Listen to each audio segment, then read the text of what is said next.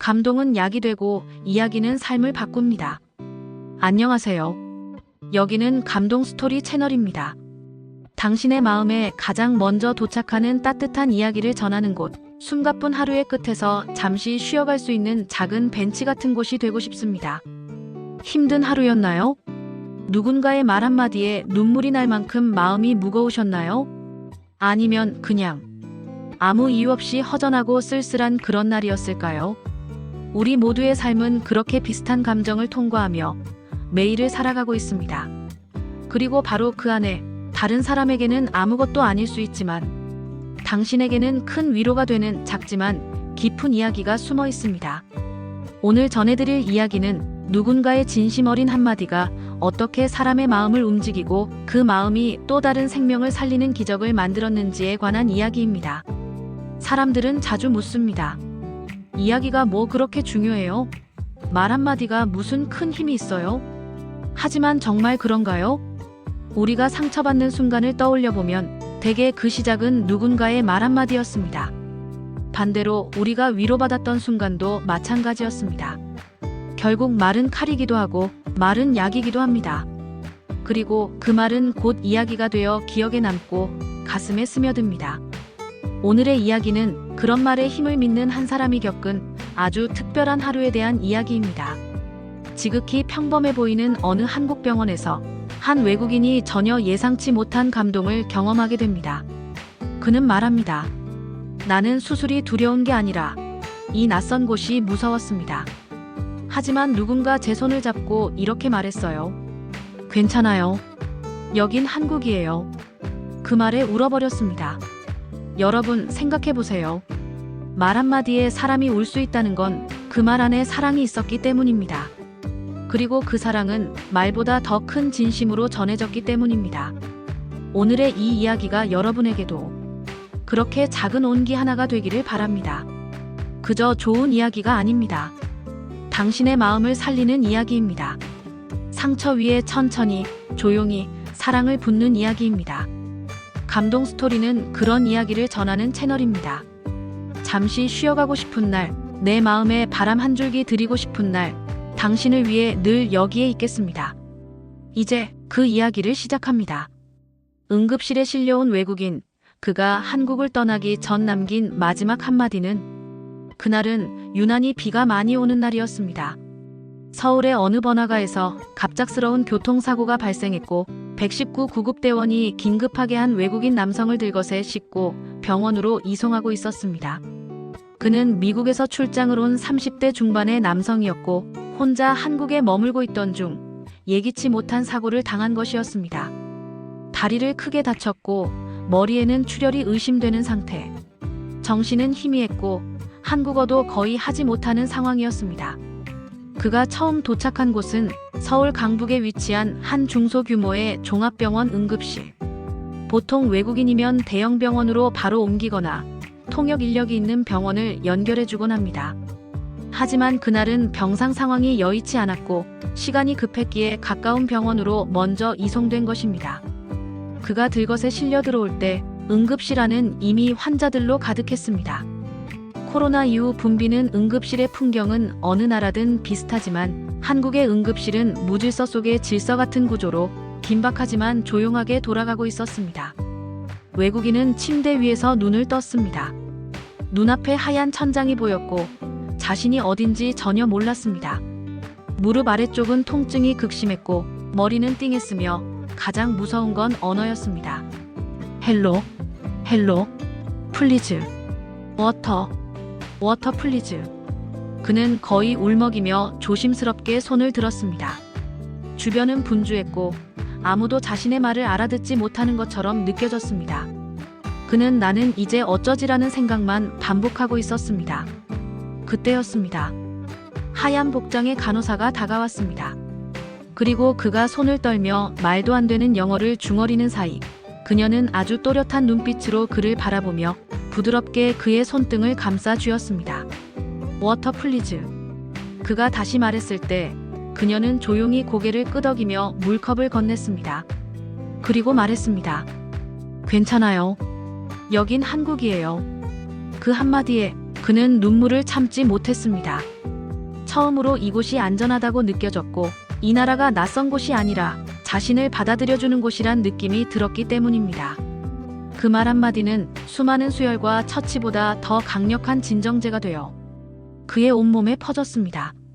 치료는 빠르게 이루어졌습니다. 의료진은 그가 영어를 못 알아듣는 걸 감안해 종이에 그림을 그려가며 설명을 했고 수술 날짜와 치료 절차를 손짓과 표정으로 하나하나 전달했습니다. 심지어는 젊은 인턴 의사가 번역기 앱을 켜고 자신의 휴대폰을 들고 다니며 그의 상태를 지속적으로 설명해 주기까지 했습니다. 그는 말했습니다.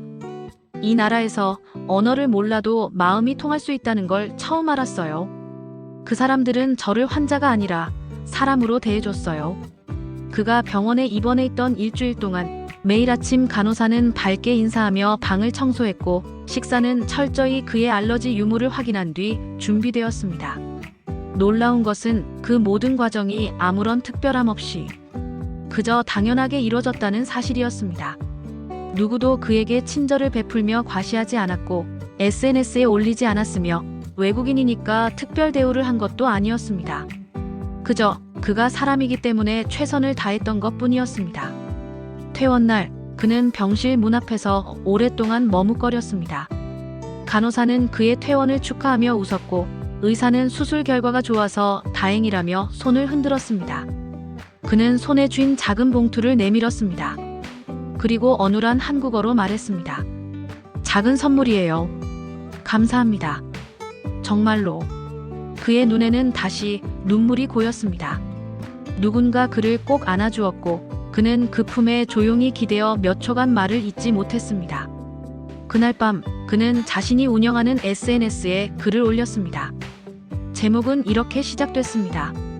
한국에서 나는 다시 태어난 기분이었습니다. 그 글은 수십만의 좋아요와 수천 개의 댓글을 받았습니다. 전 세계 사람들이 한국 의료진의 따뜻함에 감동했고 수많은 외국인들이 댓글을 남겼습니다.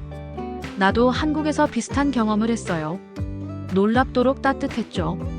이런 나라가 존재한다는 게 아직 믿기지 않네요. 한국인들, 당신들은 진짜 영웅이에요. 외국인은 한국을 떠나기 전 병원에 엽서를 보냈습니다. 그 엽서에는 짧은 글이 담겨 있었습니다. 당신들이 제게 해준 모든 것을 잊지 않겠습니다. 한국은 제게 진짜 가족처럼 느껴졌어요. 언젠가 다시 이곳에 올 수 있기를 바랍니다. 그 글을 받은 간호사는 눈시울을 붉혔습니다. 그리고 말했습니다. 그 사람이 준 건 엽서 한 장이지만 우리가 받은 건 그보다 훨씬 컸어요. 그렇게 한국의 평범한 하루가 누군가에게는 평생 잊지 못할 기적의 하루가 되었습니다. 그리고 그 이야기는 지금 이렇게 여러분에게 전해지고 있습니다.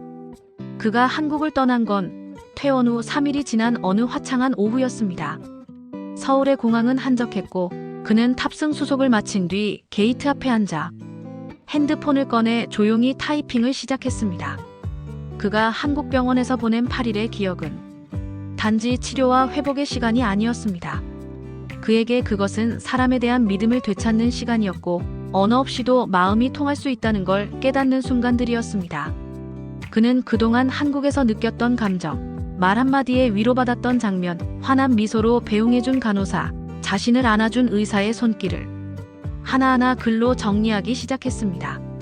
그리고 그렇게 완성된 긴 글은 그의 SNS에 올라가게 됩니다. SNS 글 일부 발췌. 나는 한국이라는 나라를 전혀 알지 못했다. 단지 조용하고 기술이 발달한 나라 정도로만 알고 있었다. 그런데 내가 사고를 당하고 낯선 병원에서 깨어났을 때 나는 완전히 무너졌다. 무서웠다. 통역도 없었고 주변엔 아는 사람도 없었다. 그 순간 한 간호사가 내 손을 잡고 말했다. 괜찮아요. 여긴 한국이에요. 나는 그 말이 무슨 뜻인지 단번에 이해할 수 있었다. 그건 단순한 말이 아니라 내가 이곳에서 버림받지 않았다는 신호였기 때문이다. 나는 한국에서 한 번도 가족처럼 대해본 적 없는 사람들에게 진짜 가족 같은 따뜻함을 받았다. 이 글은 순식간에 공유되기 시작합니다. 미국 트위터에서만 50만 조회수를 넘겼고 레딧, 페이스북, 인스타그램 등 수많은 플랫폼에 자발적으로 번역되어 퍼지게 됩니다. 해외 반응 댓글들. 한국 사람들 정말 따뜻하군요. 눈물 납니다. 이건 영화 같아요. 실제 이야기 맞죠? 나도 언젠가 한국에 가고 싶습니다. 이런 경험을 해보고 싶어요. 이런 나라라면 믿을 수 있을 것 같아요. 사람에 대한 믿음이요. 독일의 한 간호사도 댓글을 남깁니다. 저도 의료인이지만 한국처럼 정성과 진심을 기본으로 하는 의료는 드물어요. 감동입니다. 프랑스의 어느 심리학자는 글을 공유하며 말합니다. 이런 이야기는 단순한 친절이 아니라 사람을 사람답게 바라보는 문화에서 나옵니다. 한국이 가진 가장 강력한 힘은 바로 그 부분이네요. 일본의 한 기자는 이 이야기를 번역해 현지 언론에 기고하며 한마디 말로 세상을 바꾸는 나라, 한국이라는 제목을 달았습니다. 시간이 지나면서 이 사연은 단순한 감동에서 멈추지 않고 K-의료, K-정서를 다시 한번 조명하는 계기가 됩니다. 그는 귀국 후 다시 한국으로 돌아오겠다는 마음을 품었습니다. 그리고 6개월 뒤 그는 다시 서울 땅을 밟습니다. 이번에는 치료가 아닌 감사 인사를 전하기 위한 발걸음이었습니다. 그는 손에 작은 편지 봉투를 들고 병원을 찾았습니다. 간호사들은 처음에 그를 알아보지 못했습니다. 긴 머리를 짧게 자르고 건강해진 얼굴로 나타난 그는 병실 앞에서 조용히 기다렸습니다. 그가 다시 만난 간호사는 그날 그에게 손을 잡아주며 괜찮아요, 여긴 한국이에요라고 말했던 바로 그 사람이었습니다. 그는 고개를 숙이며 편지를 내밀었습니다. 그날 이후로 저는 많이 변했습니다. 그 말이 제 삶을 바꿨어요. 사실 그날 이후 저는 심리치료도 시작했고 새로운 일을 시작할 용기도 얻었어요. 그리고 지금은 사람에게 따뜻한 말을 전하는 사람이 되고 싶습니다. 고맙습니다. 정말로. 당신은 제 인생의 영웅이에요. 간호사는 말이 없었습니다. 그저 그의 두 손을 조용히 잡았습니다. 눈물이 흘렀습니다. 서로 말없이 오랜 시간 그렇게 손을 맞잡고 있었습니다. 그의 이야기는 결국 한국방송 뉴스에도 소개되었고 많은 사람들이 다시금 잊고 있었던 말의 힘과 사람의 온기를 떠올리게 되었습니다. 그는 마지막으로 이렇게 말했습니다. 사람의 인생을 바꾸는 건 거창한 게 아니에요. 그저 당신을 사람으로 대해주는 진심 하나면 됩니다. 한국은 그걸 알고 있는 나라였습니다. 이 장면은 그가 받은 치료보다 훨씬 더 강력한 감정 치료였습니다. 그는 여전히 한국이라는 나라를 이야기할 때면 자신의 눈빛이 따뜻해진다고 말합니다. 그리고 그 기억은 오늘도 누군가의 심장을 살리고 있습니다. 어떤 사람은 말합니다. 병원이란 아픈 사람을 치료하는 곳이다. 하지만 오늘 우리가 함께한 이야기는 그것만이 전부가 아니라는 걸 말해줍니다. 병원은 마음을 치료하는 곳이기도 하다는 것. 그리고 그 치료는 약이나 주사로만 이루어지는 것이 아니라는 것. 때로는 그저 누군가가 나의 손을 잡아주는 것만으로도 우리의 마음은 회복될 수 있다는 걸 그 외국인은 몸소 체험한 것입니다. 그는 한국에서 받은 도움을 단순한 치료로 기억하지 않습니다. 그건 그에게 회복의 시간, 그리고 사람에 대한 믿음을 되찾는 순간이었습니다. 여러분, 우리 모두는 살아가면서 크든 작든 마음의 상처를 안고 있습니다. 어쩌면 지금 이 영상을 보고 계신 당신도 누군가의 말 한마디가 너무 간절할지 모릅니다. 괜찮아요. 당신은 혼자가 아니에요. 여긴 당신을 있는 그대로 바라봐주는 곳이에요.